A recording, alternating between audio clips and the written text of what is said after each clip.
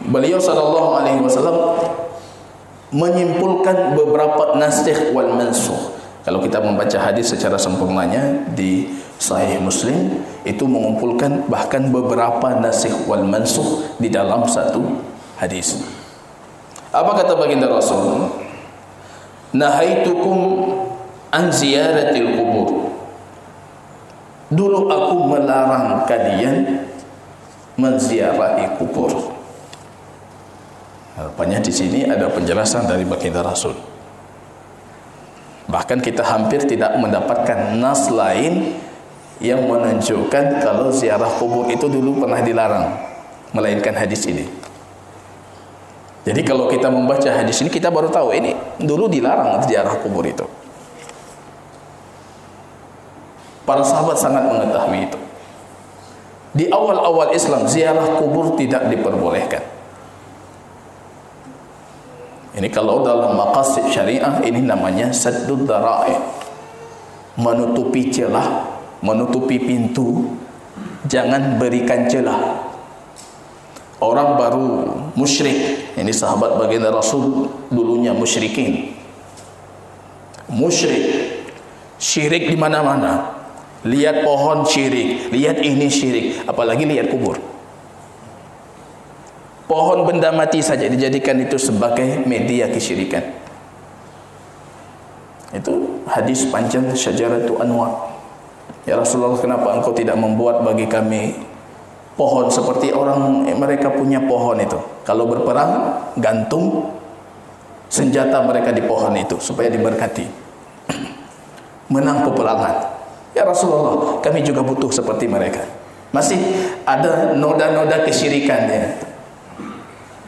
Orang hidup dalam kesyirikan. Zaman jahiliyah semuanya dijadikan media kesyirikan. Apalagi anda bayangkan orang baik wafat, kuburnya tidak mungkin tidak mereka jadikan media kesyirikan. Memantapkan pondasi keimanan dan akidah tauhid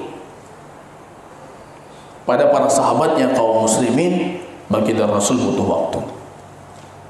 Itu butuh waktu. Tidak gampang itu.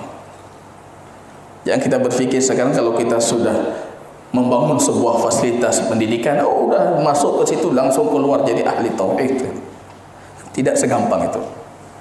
1 tahun 2 tahun, bukan 1 tahun 2 tahun, baginda Rasul butuh waktu. Coba perhatikan nasikhnya kapan ini? Ini nasikhnya sudah masuk fase Madinah. Dulu sebelumnya dilarang, sama sekali tidak boleh. Karena masih ada unsur-unsur kesyirikan bisa membangkitkan gairah kesyirikan para sahabat baginda Rasul. Bertawassul dengan kubur, meminta bantuan kubur, bahkan mengibadahi kubur, tawaf di kubur dan berbagai macam. Ini saddud dhara'i. Saddud dhara'i itu maqasid syariah penting. Menutupi celah. Jangan buka celah. Maka ketika Allah mengharamkan zina, itu semua rentetan sebelum zina itu diharamkan.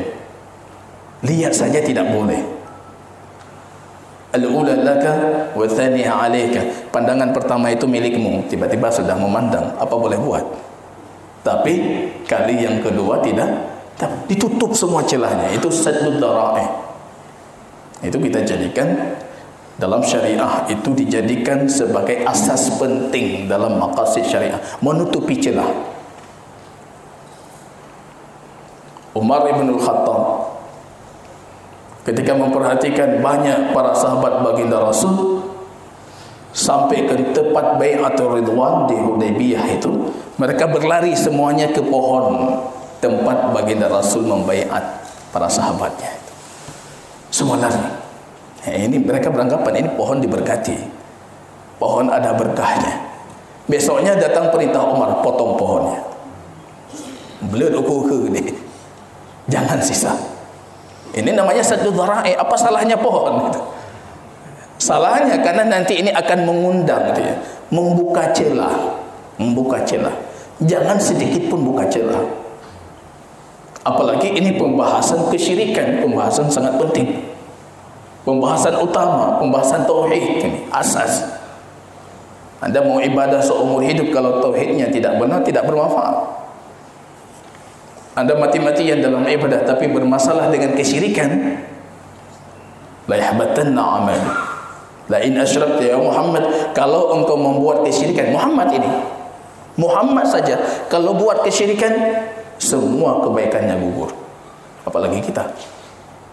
Baginda Rasul diancam, la in asyrak, wahai Muhammad, kalau engkau syirik, semua kebaikanmu gugur. Itu Muhammad. Apalagi kita. Jadi celahnya jangan dibuka sedikit pun.